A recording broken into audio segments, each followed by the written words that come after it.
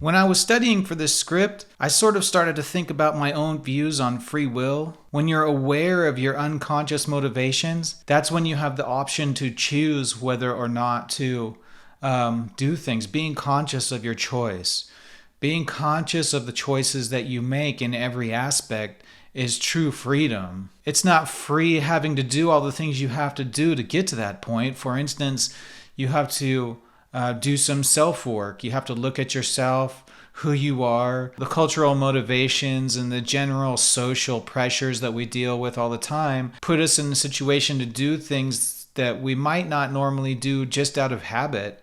But being aware of these habits is important in order to be free. I have to consciously choose to perpetuate those habits for it to be me making the choice. When I think about free will, I approach things from a perspective of objectivity. Being as objective as you can is the highest level of you there is.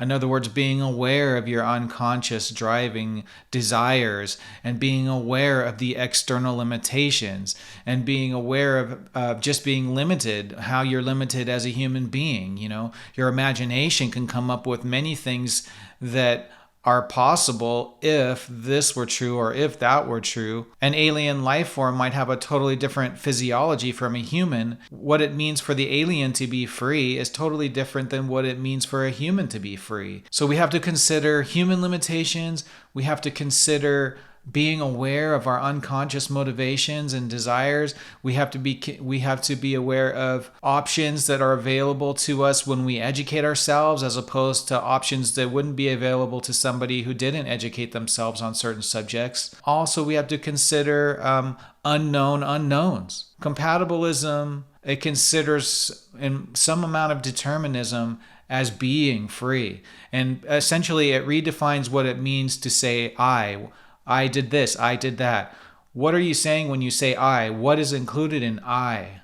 That's what compatibilism questions. You understanding how the definitions balance themselves is how you find out who you are and what you support. And so we have to do these kinds of studies to know who we are and why.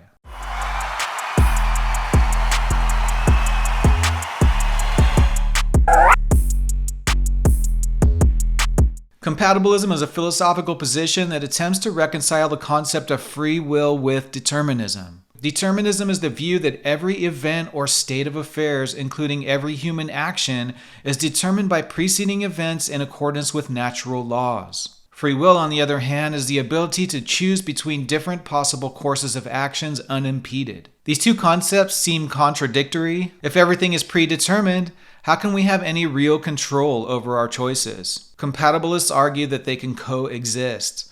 Compatibilism says every event, including our thoughts and actions, is caused by prior events. Compatibilism emphasizes that our capacity to make choices based on our desires and reasons is what makes us morally responsible agents, not some fuzzy concept of absolute free will. The key ideas of compatibilism include redefining free will. Compatibilists often define free will not as the ability to have done otherwise in identical circumstances, but as the ability to act according to one's own motivations and desires without external coercion. Distinguishing types of causes. Compatibilists argue that what matters for free will is not whether our actions are caused, but how they are caused. Actions stemming from our own reasons, beliefs, and desires are considered free. Moral responsibility. Compatibilists maintain that this view of free will is sufficient to ground concepts of moral responsibility and praise or blame. Alongside compatibilism, there are several competing concepts of free will, primarily centered around the debate between determinism and freedom of the will. The main positions are libertarianism. Libertarianism posits that free will is incompatible with determinism.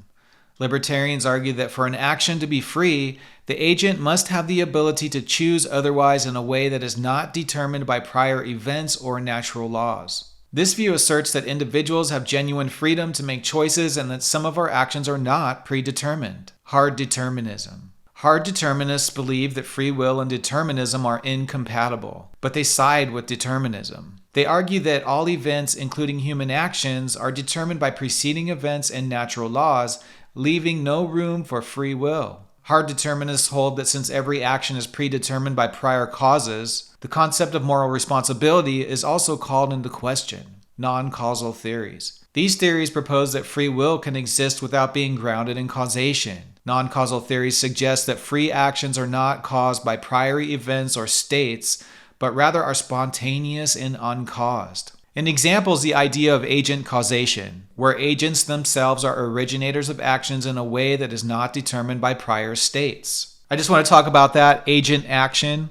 It's interesting. When you just look at causation for what it is, agency is sort of like lateral cause power in a world of vertical causation, where physical reality of the universe from the Big Bang has its processes and laws whether or not agents exist.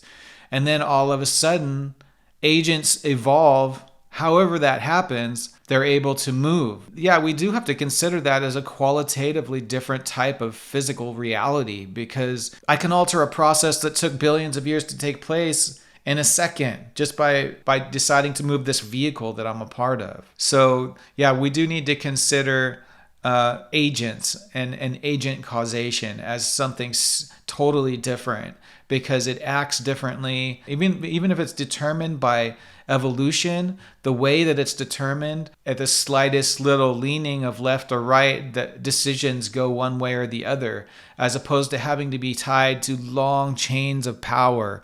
I'll all of a sudden have this ability to lean something. Existentialist views. Existentialists argue for a form of radical freedom where individuals are condemned to be free. They emphasize personal responsibility and the inherent freedom of human beings to make choices independent of deterministic constraints. This view often stresses the subjective experience of freedom and the moral weight of personal choice.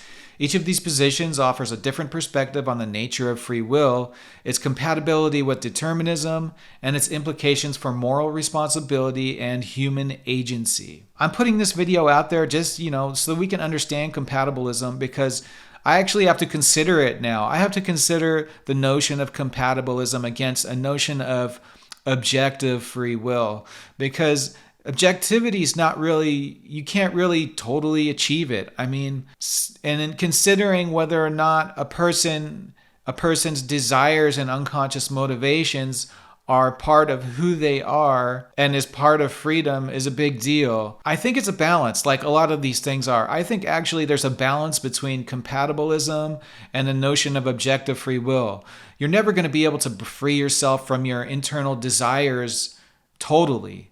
So there's going to be some part of compatibilism that remains no matter how hard you try to remain objective. On the other hand, just accepting that you've got these internal desires and unconscious motivations as the way it is, as part of freedom, kills the motivation to discover what these motivations are and to work against them when they're not actually ethically correct.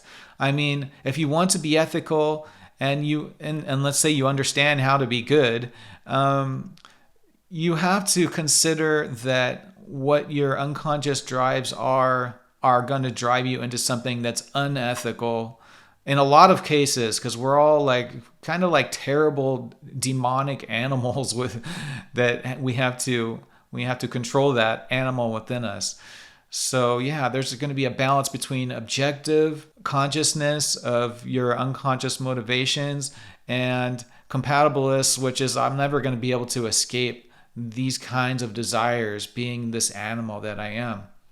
I do think it's a balance between the two, but it's something for you to consider. These videos are all something for you to consider. I'd like to thank all the new subscribers that came in. The nihilism video, it went pretty well compared, I've been going for a long time with no hits at all. This is really a hard sell, all this disciplinary entertainment. So it's a slow growth. So I want to thank all the subscribers that came in from the nihilism video, and I'm doing my best to make things better and more interesting and more entertaining as the channel develops. So if you like this kind of philosophical subject matter, help us out by liking the video and subscribing to the channel. Thanks.